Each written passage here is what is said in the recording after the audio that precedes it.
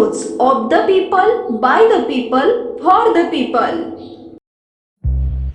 या देशाची लोकसंख्या 2,04,000 खेळाडूंना ऑलिम्पिकला पाठवलं, गोल्ड मेडलचा 2 पदके जिंकली।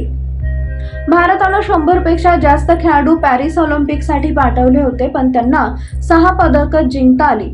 पण या ऑलिम्पिकमध्ये असाही एक देश होता ज्यांची लोकसंख्या फक्त 2 लाख आहे, ज्यांनी फक्त 4 खेळाडूंनाच पाठवले होते, पण पॅरिस ऑलिम्पिकमध्ये त्यांनी सुवर्ण पदकासह 2 सुवर्ण पदकं जिंकली।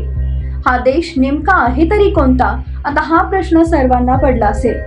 सर्वाधिक पदकं कोणत्या देशानं जिंकली?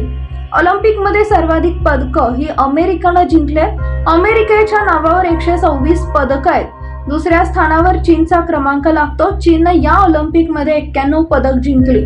हा देश आहे तरी कोणता? पॅरिस ऑलिम्पिकमध्ये सहभागी झालेला हा देश आहे सेंट लुशिया।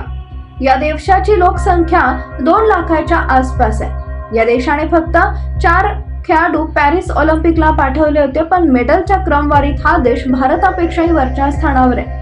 सेंट लुशियासाठी सुवर्ण आणि रौप्य ही दोन्ही पदकं धावपटू ज्युलियन अल्फ्रेडने जिंकली आहे। ज्युलियनने महिलांच्या 100 मीटर शर्यतीमध्ये सुवर्ण पदक जिंकले, तर 200 मीटर शर्यतीत तिनं रौप्य पदक पटकावले। भारताची ऑलिम्पिक कशी राहील कामगिरी?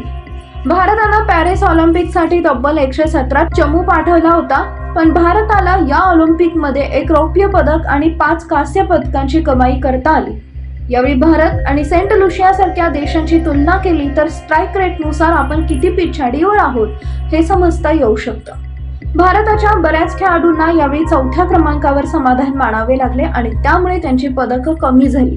आता असं म्हटलं जात आहे, त्याचबरोबर या ऑलिम्पिकमध्ये भारताला एकही सुवर्ण पदक पटकावता आलं नाही। त्यामुळे आता पुढच्या ऑलिम्पिकमध्ये भारताची कामगिरी कशी होते याकडे सर्वांचं लक्ष लागलेलं असेल। पीपल न्यूज पाहण्यासाठी चॅनलला सबस्क्राईब करा व बेल आयकॉनला प्रेस करा।